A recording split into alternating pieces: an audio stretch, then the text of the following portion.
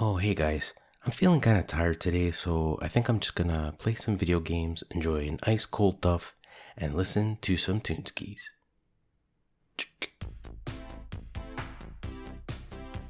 Freaking A. Now that's what I'm talking about.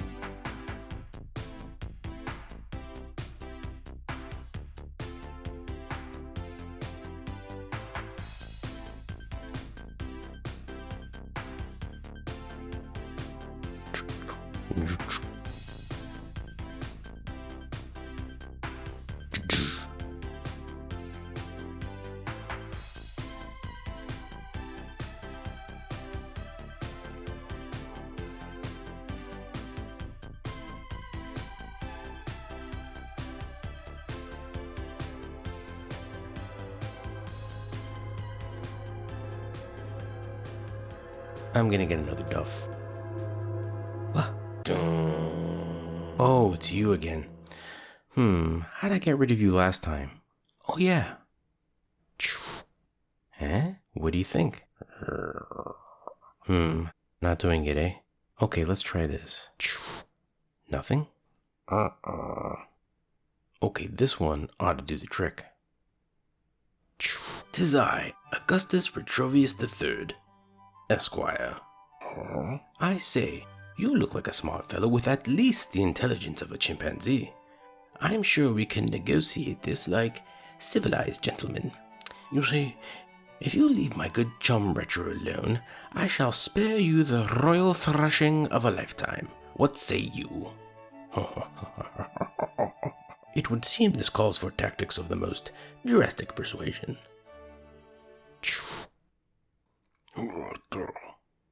Ha, I knew I'd get you sooner or later. Huh?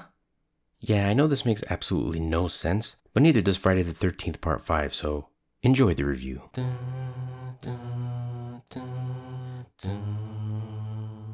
Hey everybody, happy Friday the 13th. Today I'm going to review Friday the 13th Part 5, A New Beginning.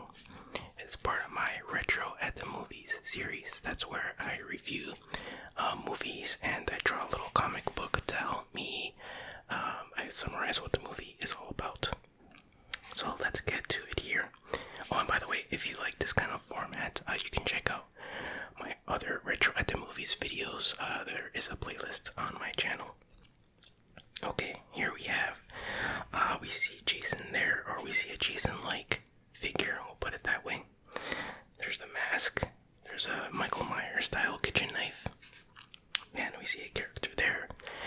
And then up at the top here, we see it's issue number 9, and the date December 2024. Oh, this guy, don't worry about him, he's not that important. No, don't worry, he's just a guy, not that important. Okay, let's get started here. Okay, it starts off up here, and we see Tommy Jarvis. So Tommy Jarvis is the kid played by Corey Feldman. He's the character from the fourth one, the final chapter, which was supposed to be the last one. But anyway, he's the one that defeats Jason at the end of that movie and kills him, basically.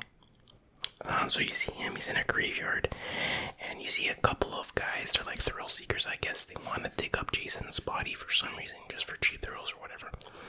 And so they're digging him up, dig, and then, oh my god, they see his body, but he's alive. Jason sits up, or he kills them, he stabs one of the guys. Of course, Jason is buried with his mask and his machete. That's just how you bury people, but he stabs one guy, and then the other guy, he gets like, I don't know, he puts, it's like a spike or something through his head, I think it's through his neck. And then he slowly sits up like the Undertaker, which is a really, really cool shot. And Tommy's watching all this and like from the bushes or whatever, and he's freaking out. He's like he's having asthma attack or something. And then Jason sees him and slowly walks over to him, and he raises his knife. There he is there. And then, oh my god, he's gonna kill Tommy Jarvis, and boom! This part was a dream. So now we see adult Tommy. He's like, I don't know, early 20s maybe. I don't know what he's supposed to be. So yeah, Corey Feldman isn't. He was supposed to be, the original script was gonna have him in it again for the whole movie, but he was doing Goonies or whatever. Apparently that's the story. But anyway,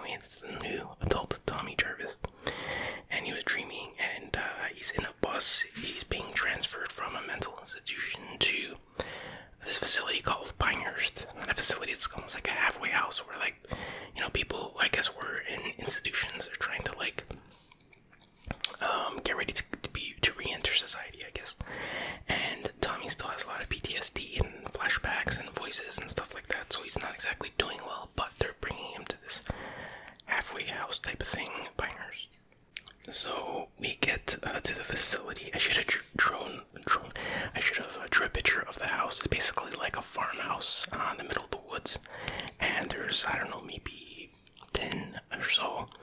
I guess we'll call them patients, but there are people like him again who are, going through mental health issues, and they're trying to re-enter society, kind of thing.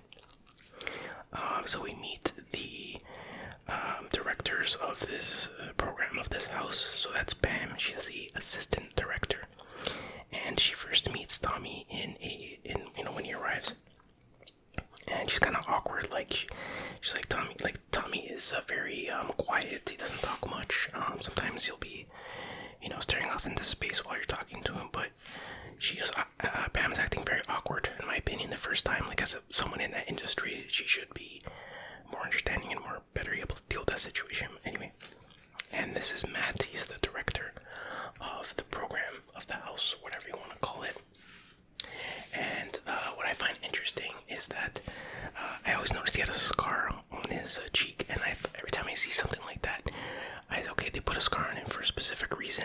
It's gonna come into play later, blah blah blah. But so I looked him up on IMDb, and I recognize the actor. He was also in. Well, I saw it on IMDb, and then I remember he was in Indiana Jones and the Last Crusade, and he was in the beginning when you had young Indy, played by River Phoenix. He was like the rival, what do you call those guys? Archaeologist, and he's the one that giving Indiana Jones the hat. My point is, he had that scar in that movie too, so it is a real scar. So it has nothing to do with the storyline, but anyway, that was interesting. So anyway, they introduce each other. He says, "We have no guards here. You're your own boss. It's an honor system. You're here to prepare yourself to re-enter society and start a new life." Now, clearly, anybody should be able to say that Tommy is not ready for this, but anyway. Okay, so he's introduced, and then he goes up to his room, where he'll be staying, and he goes to his bed, and he opens his bag, and he has a picture of his mom and sister, but he also has a jackknife here, which he puts under his bed, under his mattress. So I think they were trying to plant the seeds to make you think that Tommy is going to be the new Jason, because let's be clear, I wasn't sure how much I want to spoil before the end, but I'll just say this for now. Jason is dead, so he killed Jason, he's dead. So whoever's the killer is in this movie is not Jason, so we'll see how that plays out. So anyway, he goes to his closet, and then he sees a big spider fall down, and he jumps back. And then we see this kid, it was his fake spider, this kid Reggie the Reckless, they call him. And he says, "They call me Reggie the Reckless." He's like, "What, are you afraid of spiders? Are you afraid of rubber spiders?" And he says, "No spider can scare me." And then suddenly, Tommy turns around and he's like, "Rah," and he has a mask on. So in the last one, when he was a kid, he was gifted at making masks, like scary masks. He had a whole bunch of them. That was kind of his gimmick. And so you guys, he brought some with him. That's what this is. And he put on the mask that he was wearing in part 4. That was like, remember he was playing that game, Zach's on his computer, and he was wearing a mask. I kind of joked about that in the last video. But he's wearing that same mask. And then, what else happens? Yeah, so he scares him, and of course that, Reggie gets startled, and then he takes the mask off, and he has a little smirk on his face. That's like the one and only time you see him smile in this whole movie. So then Tommy shows Reggie his other masks. He has like 2 or 3, and he's like, "Wow, that's cool." And then he mentions that Reggie mentions that he's not like a patient there or whatever. My granddaddy works here, so his grandfather is I guess he's the cook. He cooks food for the people there. We'll meet him later. But then all of a sudden they hear like police sirens, and they're like, "Yo, what's going on?" And then they go outside, and we meet the sheriff. I don't know what his name is, just call him Sheriff. So basically 2 of the patients, I don't know if we'll call them patients or what, but we'll call them patients, at Pinehurst were found in the woods at some neighbors, on some neighbor's property. And the neighbors were complaining and stuff, so he brought the kids back there. And he was talking to Matt, the director, and saying, like, you can't let your patients roam around and cause trouble. You know, people don't really like you guys being here in the first place, blah, blah, blah. And then we meet, oh no, he says they were in the woods screwing their heads off. And then we meet two of the most annoying characters of all Friday the 13th movies, Ethel and Junior. So Ethel is this old lady. She owned the property that the patients were screwing their heads off in, and her son, I guess Junior. And they don't like the Pinehurst and having what they would call crazy people around there, but they're pretty crazy themselves. Like, they're all dirty and they're like, how do I explain them? They're like Cletus from The Simpsons if they're extremely rude and loud and annoying and not funny. Well, they're funny sometimes, but so Ethel was like, blah blah blah blah blah blah blah, and then Junior would keep saying, "You tell him, Ma," and then Ethel would be like, "Would you shut the F up?" to her own son, if that's supposed to be her son. I'm assuming it is. Well, I guess he calls her Ma, so he is the son. But anyway, they look the same age. That's why it kind of threw me off. So they're complaining, and this guy drives like this stupid little motorbike that makes so much annoying noise. But anyways, they don't like Pinehurst and what it stands for. And they leave, and then I guess later on, okay, this is an infamous scene. So we're introduced to this character, Joey. He's a bigger guy. He comes out eating a chocolate bar, and there's like chocolate dripping down all over his face, and he has chocolate all over his hands. Kind of like an adult version of Ralph from The Simpsons. And then we see Vic, this guy here, and he's chopping wood with an axe. These are patients at Pinehurst, and he seems to be clearly in an upset mood. Now, the interesting thing about Vic is that I looked up this actor. This actor, I knew this before, but I kind of forgot. But this was in the same year it was Return of the Living Dead in 1985, which came out after this, sometime after this, in the same year though. And this guy played the lead punk, the leader of the punks, I guess, in that movie. So that's pretty cool. He looks significantly different. But I love both of those movies, and I did a review of Return of the Living Dead as well. If you want to go check it out, you can feel free to do so. So yeah, that's pretty cool. But sadly, he died in like 1995 or something like that. I can't remember how, but it's also interesting that there's a few other references to Return, not references, but connections, because another actor in this movie was also in Return of the Living Dead. And in part 6 of Friday the 13th, Tommy is played by one of the actors from Return of the Living Dead. So anyway, Joey comes to talk to Vic, even though Vic is clearly not in a good mood, and he's like, says things like, "I really like it here," and Vic was like, "I hate it." And then one part he's like, "Oh, chopping wood looks like fun. Can I try?" And whatever, he doesn't respond. He just keeps chopping wood, and then he's like, "Do you want some of my chocolate?" And then he puts another chocolate bar on top of the wood that he's chopping. He's like, "I'll just leave it here." And then he's like, he chops he chops the chocolate bar in half. It's like, "Just leave me alone," or whatever. And then he's like, "Fine, but I really think you're out of line." And he turns around to walk away. Joey does. And then, oh my god, Vic just buries the axe right into his back. It's just such a shocking and out of nowhere thing. And like, he chops his arm off or something like that. You don't really see too much of it. I exaggerated it with all the blood spurting out and everything, but you don't really see it happen. But it is still pretty shocking. And it's like the first kill in the movie is not even by Jason. You know what I mean? Or whoever is the killer in this movie. I mean, Jason kills 2 people here, but that's a dream, so it doesn't count. Oh, one more thing about this guy is that he would have made a good young Wolverine, because just the rage in his face, and his voice is like, "I hate it." I know it's very Wolverine-y. I mean, he's too tall to be a comic accurate Wolverine, but Anyway, so the EMT, the police take him away. The EMT guys are there with like a hearse to take the body away. And then, so there's a blanket covering Joey at this point, his body, and everyone, the weird thing is that everyone in the Pinehurst is, like, all the patients there are like watching, and like, I don't think they all let to watch that, because that's pretty messed up. But it is, pretty open and free, like this is an honor system, they can essentially do whatever they want, within the law, of course.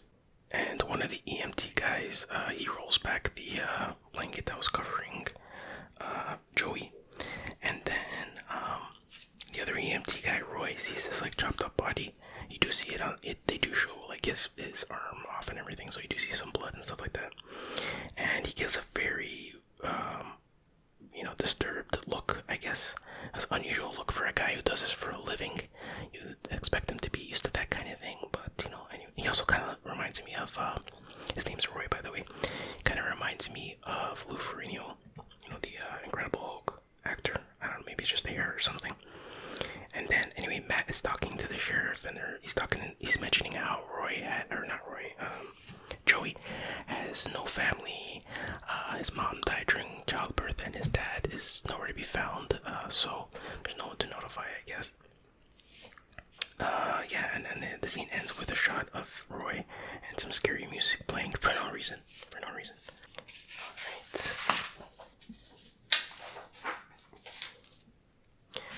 Okay. So now we cut to, it's nighttime. It's somewhere in the woods. These two guys, Vinny and Pete, they're driving. Their car stops. Something's wrong with the car. And they're dressed like this always confused me as a kid. They're dressed like they're 50s greasers, which I never understood because this is the 80s. It takes place in the 80s. But when I was a kid, you don't understand these things as well, but I still thought it was unusual. I thought, okay, maybe it takes place in the 50s or something like that. I don't know. I still don't know the explanation for that. Maybe they're going to a costume party or what. But anyway, Pete, who's like very annoying, by the way, he's the one wearing that stupid hat. He reminds me so much of like 3 people from high school I knew, like morphed together. And oh my god, just so. Anyway, we'll just move on. But anyway, Pete is being kind of rude to his friend Vinny. He's like, yo, fix the car, you idiot, whatever. He's like, yo, I'm gonna go take a pee in the woods. By the time I get back, this car better be up and running. So he goes to pee. And while he's being Vinny, he's working on the car. He turns around and okay, this is where I'll say the actual killer in the movie starts killing people. And since we know it's not Jason, I'm gonna call him Fakeson. Fake Jason, Fakeson. Get it? Okay. So Fakeson lights a flare. You don't see Fakeson, by the way, until near the end of the movie. Like, you don't see his body, you just see his hands or whatever. Anyway, he lights a road flare. Vinny turns around. He thinks it's Pete. He's like, what are you doing, a-hole? He thinks he's just joking around or whatever. Anyway, he ends up shoving the flare into his mouth, and his like face lights up. It's a decent effect, not the greatest, but so that kills him, I guess. So then that's his first, Vixen's first victim. And then when Pete comes back, he goes in the car. He thinks Vinny's still working on it because he's like hunched over the engine in the open hood. And then he's like, what's taking so long? Hurry up, blah, blah, blah. And then while he's waiting, he's singing this stupid song. It's like a rat-tat-tat-tooey, a rat-tat-tat-tat-tooey, a ratatouille. It's like, what is going on here? Oh my god, this guy annoys me so much. He also kind of reminds me of the Green Day singer, like visually. Kind of, but anyway. So then he tries to start the car and it starts and it's like, oh awesome, okay, you fixed it, let's go. And then all of a sudden, Vixen grabs his head from behind the seat and pulls it back and slits his throat. Once again, you don't see it that much. You do see the slit happen, but anyway, it's not that impressive. I heard that they censored, to avoid getting a XXX rating, they had to censor a lot of stuff, which was common back then. I looked for uncut scenes on YouTube, and there's a lot of fake ones that somebody just made with AI or something like that. But I didn't look that hard, but I haven't found any legit uncut scenes, or cut scenes rather. Okay, so now we're back at the Pinehurst house, and Tommy, he's having one of his episodes, I guess, and then he goes to take some medication, I think, to calm him down. And he looks in the mirror, and he sees Jason, like actual Jason, like standing behind him in the mirror, like the OG Jason. And it has a thing and everything. And he turns around, and of course nobody's there. So throughout the movie, he does see Jason here and there, or he thinks he sees Jason here and there. So I don't show any of those in this recap, but it does happen a few more times throughout the movie. Okay, this scene, oh boy, here we go. One of my favorite scenes. So it's the next morning, I guess, and they're at the breakfast table. And this is a character named Violet, and this is Tina, and this is George. George is Reggie's grandfather, the one that prepares the meals. And I guess it's Violet supposed to like set the table, and Tina's like, said too many places. And Violet says, no, I didn't. And they're arguing back and forth like, yes, you did, no, I didn't. And then George says, I don't think Vic and Joey will be joining us this morning. Of course, because Vic is in jail and Joey's dead. So, Violet's like, oh my god, I'm so sorry. And she, takes a couple plates away. And then, Tommy comes in, and he's just, again, kind of like in his own world, like, kind of staring off into space, just kind of standing there. And then Matt's like, oh, Tommy, can you go call Eddie? He's not down yet. Eddie's another one of the patients there. And he's like, yeah, oh, okay, yeah, sure. So as he's leaving to go call him, as he's about to step out of the door, Eddie jumps in, but he's wearing one of Tommy's masks. And then he's like, whatever. And then it startles Tommy, of course. And then, some people at the table start laughing. Some of them are like, oh, why'd you do that, whatever. But then Eddie takes off the mask, throws it at Tommy, and then he's like, relax, Chief, can't you take a joke? And then he starts like, kind of punching him in the shoulders, like, relax, Chief, can't you take a joke? Can't you take, like, poking the bear? And I just want to take a moment to say, this actor did the most fantastic job escalating from 0 to 100 in the scale of douchebaggery. It's chef's kiss. Brilliant. Let me explain. So first, okay, this is more what the character did, but he jumps in with the mask. And those masks are like sacred to Tommy. And then he takes the mask off, he throws it at him, disrespectful. And then a subtle thing he did was before he says anything, like he pulls some hair off of his tongue, because I guess the mask had like hairs on it, so and some got in his tongue. I don't know if that was in the script or he just did it, but that was brilliant. And he has like the douchiest smirk on his face. Sorry to be vulgar here, but and he's like, come on, what he says, in fact, he says, relax, Chief, can't you take a joke? On the literal jabs, and it's brilliant. He did such a good job. You hate this guy so much in a matter of like 10 seconds. So, what's the response to this? Holy crap. Tommy is like, he's had enough. He picks him up and he gives him an attitude adjustment on this like little table that's on the side of the wall. Boom. Easy W, easy W, easy W. And little John Cena also goes there and he's like, cool move, bro. I'm gonna use that one day. I'm kidding, that didn't happen, but this did happen. And then Tommy just jumps on him. He starts pounding him. Boom, boom, boom. Ground and pound, baby. That was such explosive anger. You gotta love it. Couldn't have happened to a nicer guy. And then, of course, everyone breaks it up or whatever. So that was, I love that. That's probably my favorite scene. Or one of my favorite scenes in the movie.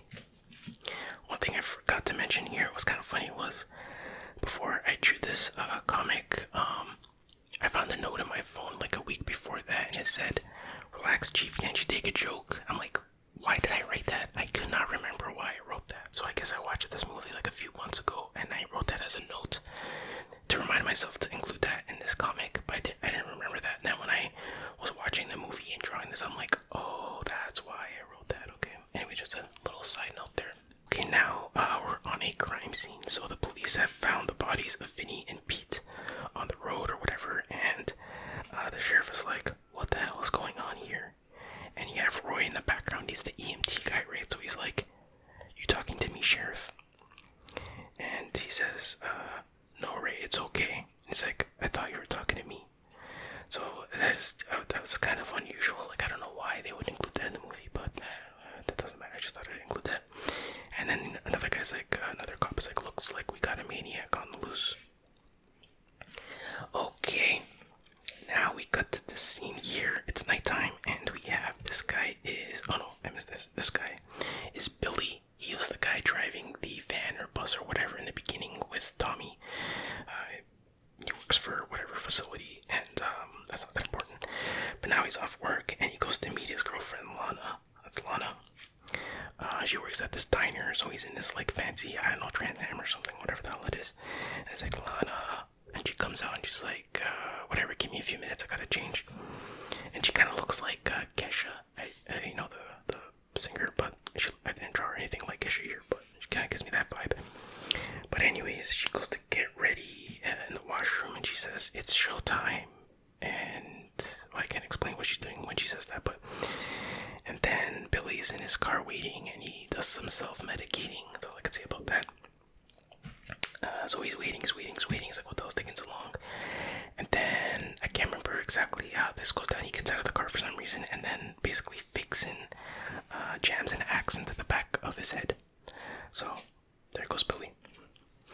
And then, of course, Lana comes out, and she's in the car, she's waiting, and then again, similar, I guess she sees his body, I can't remember exactly, but she ends up getting out of the car, and she gets an axe to the chest or stomach or something like that, and there goes Lana.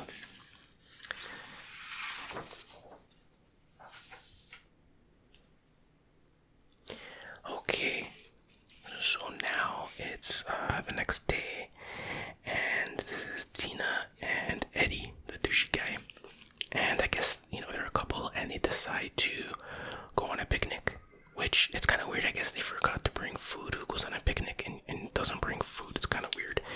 But anyway, you see them sitting on a blanket, and then I guess a bunch of ants went all over them because they took off their clothes, so it must have been the ants, itching them. They take off their clothes, and then they decide to practice wrestling. I believe they're part of the Pinehurst wrestling team, so they're just wrestling on the ground, practicing their moves, I guess. And while that's happening, we have this old creepy guy in the bushes watching. He was briefly introduced in another scene. It's not really that important, but he's watching them. I guess he's a wrestling enthusiast. He wanted to pick up some pointers or whatever, but once he learned all the wrestling tips he needed to know, he decides to leave. So he turns around and then fakes and gets him right in the stomach with a machete. So anyway, once they're, I guess, Tina wins the wrestling match because she's on top of him and he's laying down for a bit, and I guess she pinned him 1, 2, 3. So he's defeated, and he gets up and he goes to a nearby pond to wash up. Now one thing about this character Tina, when I was looking at the Google, I typed in Friday the 13th 5 cast, and I got really confused because for her it said, I didn't recognize her in the picture they showed, but it said Deborah Voorhees. Deborah Voorhees. Wait a minute, I don't remember. Was Jason's sister in this? Was Jason's mother in this? But then I realized that's her real name is Deborah Voorhees. So it's just a coincidence there, I guess. So anyway, she's laying down on the blanket, and then she looks up and she sees a pair of, I guess, what are those hedge clippers? I guess you call them. Huge hedge clippers, and she screams really loud. And then the hedge clippers go down and stab her. You don't see it go in, but they stab her eyes, and then it closes them and I guess squish it. Well, I can't even really describe what happens because they didn't show it, but and then we cut to Eddie at this pond. Now I don't know how far he walked, but he didn't hear the scream, and she screamed pretty loud, so that's kind of weird. But anyways, he comes back and he sees her lying on her side on the blanket. He doesn't realize that she's dead, and then he rolls her on her back, and you see the end result. Her eyes are just gone, gouged out basically. It is a pretty good makeup effect. They did good on that. And one thing I never noticed was that there's a pool of blood that she was laying in, which is a nice touch because she was laying on her side, so it makes sense that there'd be a pool of blood there. That was, a nice touch. And I gotta say, this Eddie guy did another good job because he stands up in shock, and the look of shock on his face was very, very, very well done. Probably the best look of shock I've seen in these movies. And he starts to back up, and he backs up into a tree, and then fakes and gets a leather strap and wraps it around his eyes, around the tree, and he has a what do you call it? A metal ring. He puts a stick through it, and he's turning it, and it's getting tighter and tighter, and blood starts coming out. And then I guess that crushes his skull or whatever. He ends up dying, I guess. So another victim for Vixen. Okay, now Reggie. It's nighttime, and then Pam, the assistant director, takes Reggie to meet his older brother, Demon. It's a weird name, Demon, but anyway.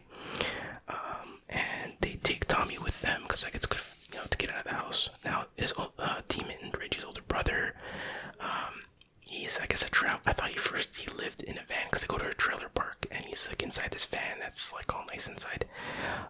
But he says that he's a traveler, so I guess he just travels around in his van. I don't know if he has a home. I don't know. But he's kind of this cool, he has a long hair, it's a mullet, and he has this leather jacket, and he has almost heavy metal posters and nice carpeting inside his van and all that stuff. Reggie, bangs on the door of his van. He's like, "Hey, T-Mon." It sounded like he said D-Man or D-Mon or whatever, so maybe it was supposed to be D-Man, but they thought it was the demon on IMDb or wherever. I don't know, probably not. It is probably demon, but that's still kind of a weird name. But anyways, so he opened the door. It's like, hey, Reggie, and they, reconnect, and it's a nice moment there. And then Reggie's like, where'd you get those bad rings?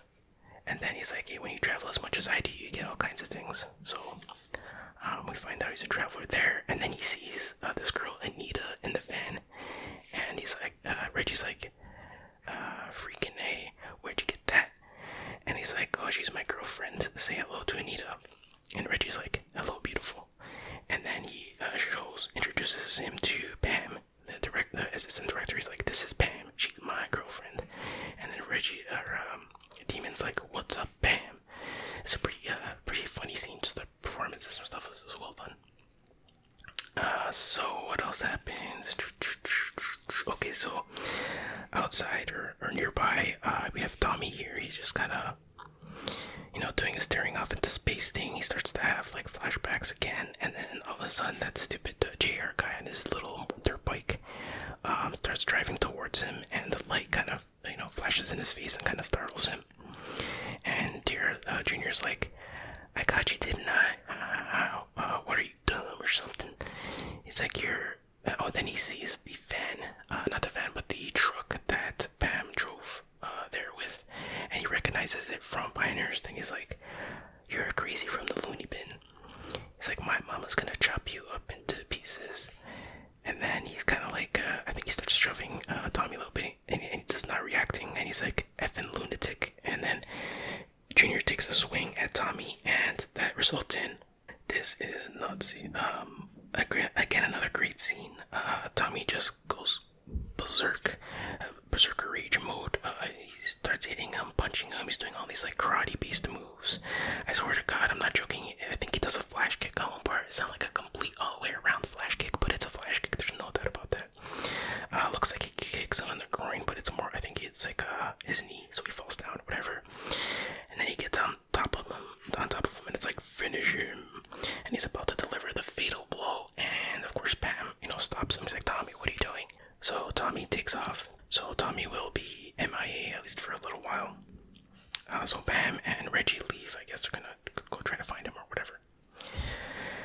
And then Demon, now he's like, cause he's eating like enchiladas and all that stuff, and he's like, oh man, I gotta go to the bathroom. So he finds an outhouse, and he's in there, and then his girlfriend Anita, just to mess with him, she starts shaking the outhouse, and he's like, stop doing that, stop messing around, blah blah blah. And then they start singing a song together, like, ooh baby, ooh baby, ooh baby. It's a nice little touch there, nice little sweet moment. But then she stops singing, and he's like, Anita, are you messing around again, or whatever? And then he opens the door a bit in the outhouse, and he sees her on the floor with a slit throat. And I gotta say, they did a really good effect. And again, thing I never noticed was that her neck was pulsating a little bit. I don't know if that was just her neck actually doing that, or if there's something they did on purpose, but that was like very disturbing. And then so he freaks out, of course. He closes the door. He's like, oh my god. And then fakes and drives some long spike thingy through the side of the outhouse, and it gets his leg, and then he's freaking out more, and then it eventually comes into the back and impales him through the back. So that's a shame. He was probably the most likable character in the movie, and he was barely in it. Straighten that out a bit. Sorry for the noise. My neighbors are making noise. I don't know what's going on out there, but anyway, it's out of my control. Okay, so now this is Junior. He's freaking out. He's back at his house, driving around his house, and his mom is inside cooking a stew, and he's freaking out. He's like, Ma, he embarrassed me. He hurt me, Ma, he hurt me bad, referring to the fact that Tommy beat him up. And she's inside. He's like, shut the F up, blah blah blah, come in and eat your stew, blah blah blah. And he keeps screaming and revving his stupid little bike, and thank goodness fakes and gives us some mercy, and just swings his looks like a what do you call those things, meat cleaver, I guess, and just lops his head right off. And the effect of they had like the fake hit that landed on the floor was like pretty poorly done. A lot of the like fake limbs and stuff are pretty bad in this movie. I mean, not the worst, but not the best. So then she notices suddenly that he's quiet, and she's like, it's about damn time or whatever. So she keeps cooking. This is the mother. There's a big pot of stew there, and then Vixen's meat cleaver goes right through the window that was right in front of the stove and like gets her right in the head, and she flops down into the stew. So I guess she really puts herself into her stews, you know what I mean? So and yeah, she's holding a tomato and she squeezes it. So thank God the two most annoying characters are dead. Ding dong, the annoying characters are dead, or something like that. So then Pam and Reggie go back to the Pinehurst house, and Jake, this is Jake, and this is Robin. So they come outside and they're like, oh my god, we can't find Matt, we can't find George, and they can't find, who was it, Tina and Eddie. They didn't come back yet, what's going on? So Pam's like, okay, relax, let's calm down. Reggie, you stay here, stay inside, and I'll go try to find them. They're like, okay, fine. So then it shows them Jake and Robin watching a movie, some old horror movie, black and white movie, and she's eating her popcorn, and then you can see this almost happening in slow motion. Jake starts to put the moves on Robin, in a respectful way, of course, but it's just so awkward, and does a really good job, the actor, of portraying this character. But he's like, I like you, Robin, a lot. I like you too, Jake, she says. But she's not really, she's paying attention to the movie, not really to him. And he's like, oh, you do a lot. And then she's like, what are you talking about? And he's like, I want to make love with you. And then she starts cracking up, and he's like, oh, I didn't mean it. And then she's like laughing harder, and he's like, I said I didn't mean it. And he gets like really upset, and he heads upstairs, I guess, to frost his own strudel or something. And you can see Robin looks like she kind of feels bad, but not that bad because she keeps watching the movie. So he runs upstairs and he's crying a little bit, and then he wants to go speak with Violet, but Violet's in her room listening to some music. He wants like to talk it over what just happened, you know, whatever, to deal with it. But she's like, can this wait till later? Like, leave me alone, get out of here, kind of thing. So he's like, okay, fine. So basically, he got rejected twice in different ways. So he's outside in the hallway of the upstairs area. He turns around and bam, he sees a hand holding the meat cleaver up in the air. Pretty cool shot of the meat cleaver, and you don't see it, but he basically kills Jake. The axe, or the cleaver, goes right in his face. Interesting thing is that when I typed in Google and I saw his profile for this movie, this character, it showed like a prosthetic face or something like that with a wound in his head. I'm thinking that's another cutscene that they used that to do the effect of the axe going in, but it didn't end up using that scene. I looked for that scene, that cutscene somewhere on YouTube, but I couldn't find it. But anyway, just an extra interesting tidbit.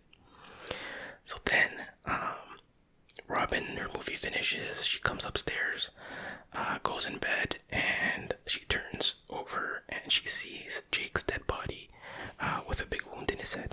Now, by the way, this was his real face. It wasn't a prosthetic or whatever that I was mentioning in the cutscene or whatever, but it was definitely his real face, and he did a really good job with like his eyes open, and the makeup was good, pretty creepy.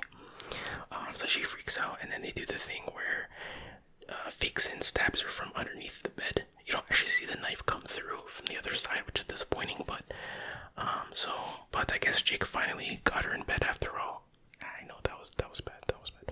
Anyway, so then there's a scene where Violet is in her room and she's dancing to some pretty cool music. She's obviously a big music fan. She has like all these posters, 80s posters all over the wall, doing this interesting dance. So then, while she's dancing, Vixen slowly opens the door, creeps up on her.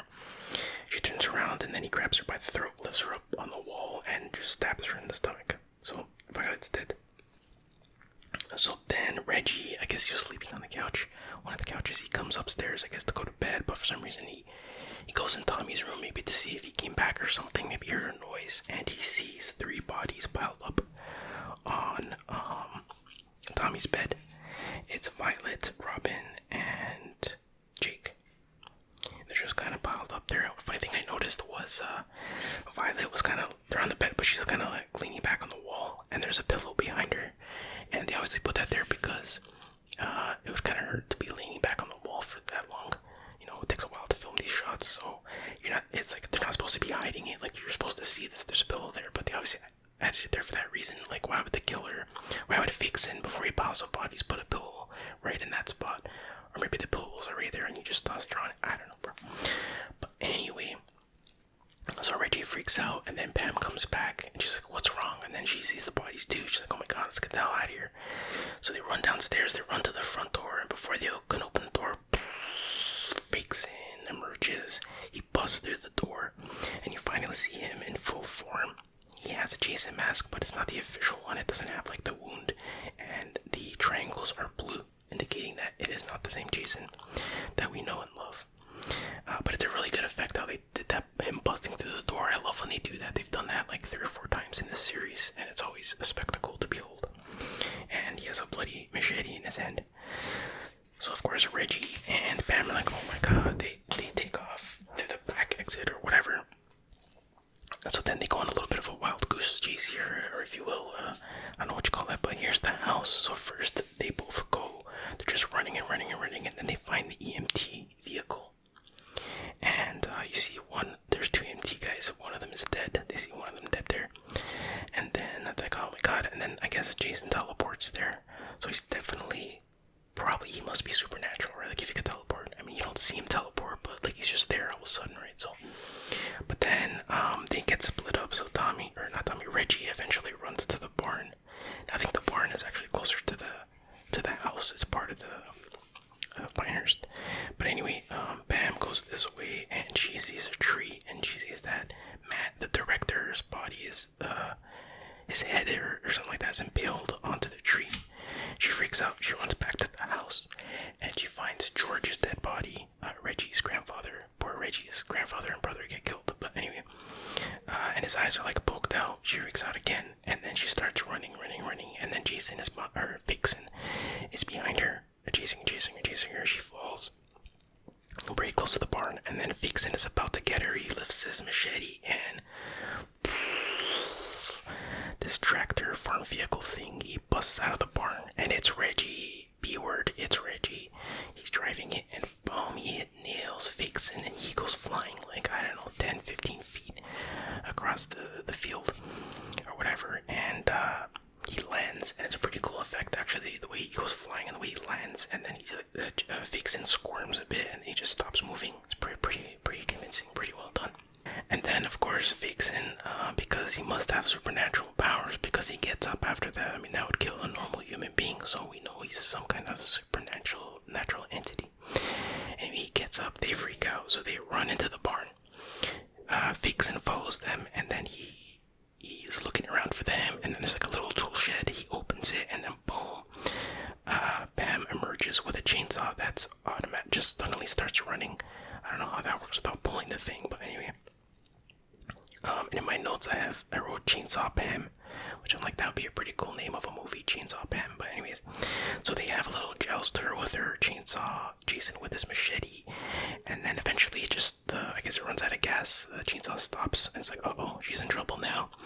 And just about as she's about to get killed by Vixen, oh my god, it's Tommy. He returns. He's standing there at the door.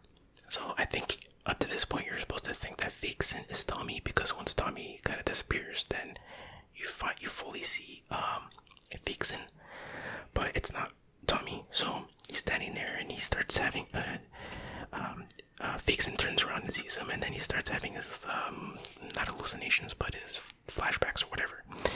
And Vixen approaches him, and he's like, Jason, don't.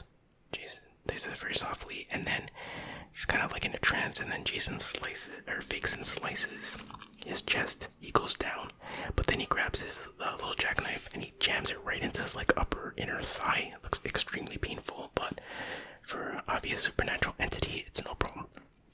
So they run up to like this upper level in the barn, and then Vixen gets up, he climbs the ladder, and he's looking around for them. They're all kind of hiding, and then he finds Pam. He's about to kill her, and then who comes in for the save again? Reggie.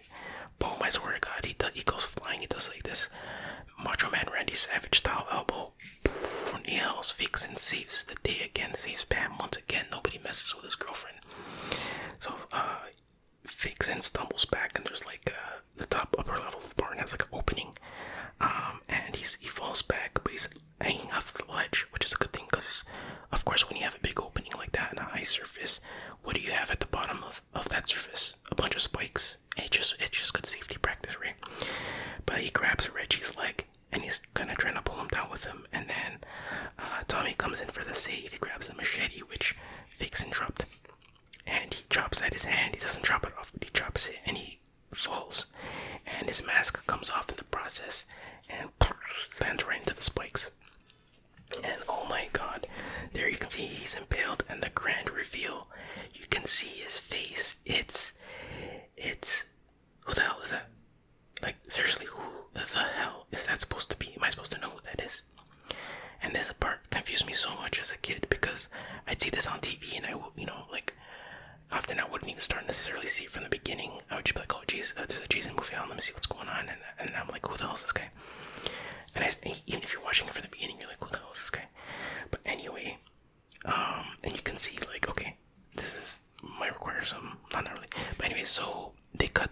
they're in the hospital, and you see the sheriff explaining to Pam what's going on.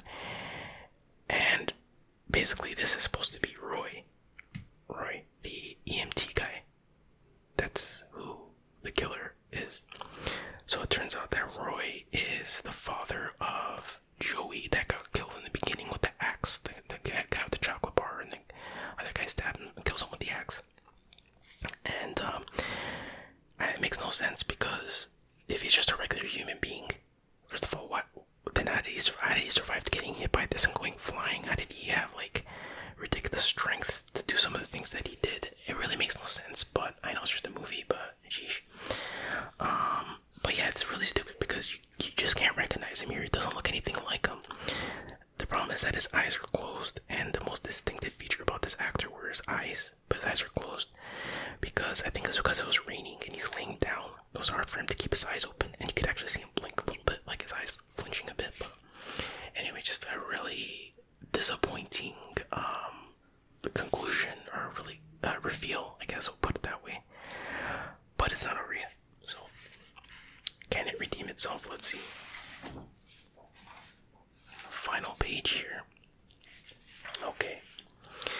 So we're in the hospital, and Pam goes in to check on Tommy, because again he was injured with the fight against Jason, and Tommy suddenly wakes up and boom, stabs Pam right in the chest with a machete, and boom, oh, it was just a dream.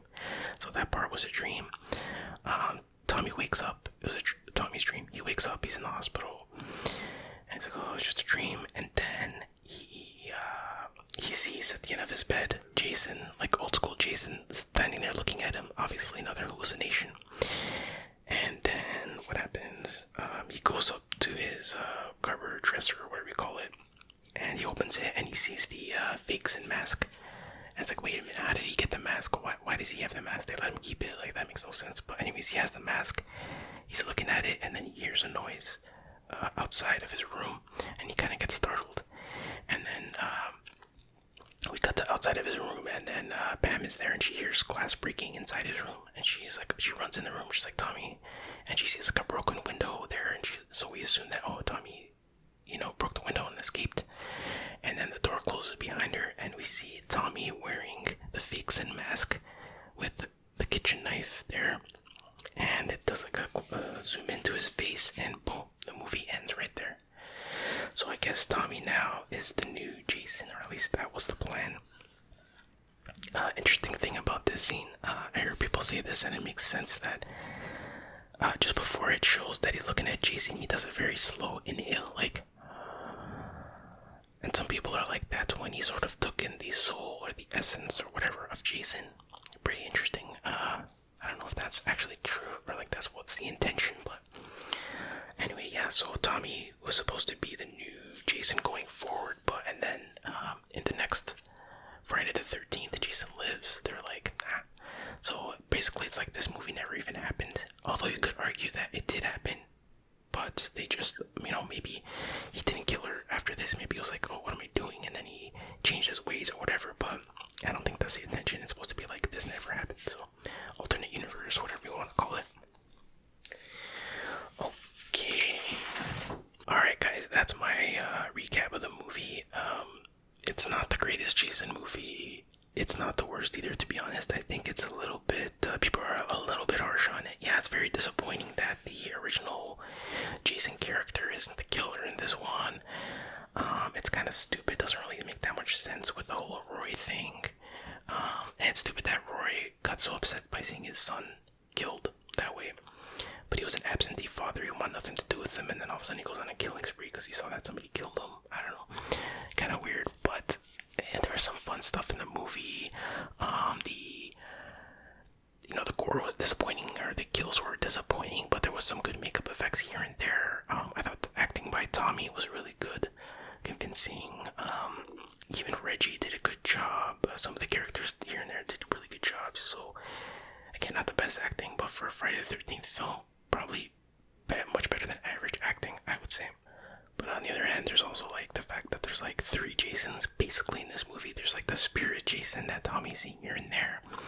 There is Vixen, and then there's Tommy Jason, and this kind of confuses things. But I can see see where they were trying to take the series, but I'm kind of glad it didn't go that way. Anyways, guys, that's my recap / review of this movie. I hope you enjoyed it. I hope you have a fun and safe Friday the 13th, and I will see you guys next time. Take care.